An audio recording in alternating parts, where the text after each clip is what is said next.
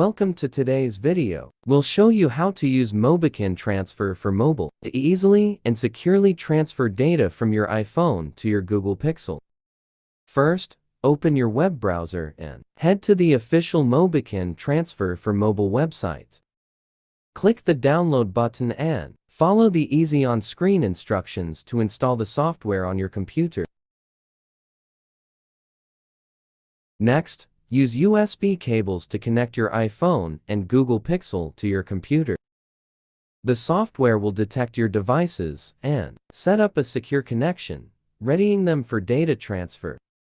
In the Mobikin Transfer for Mobile interface, you'll see options to transfer various data types like contacts, messages, and photos. Choose the types of data you want to move from your iPhone to your Pixel. Once you've made your selections, click the Start Copy button.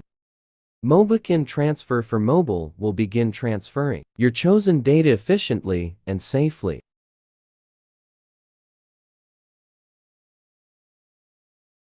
After the transfer is complete, you'll receive a notification. Your data is now successfully moved from your iPhone to your Google Pixel.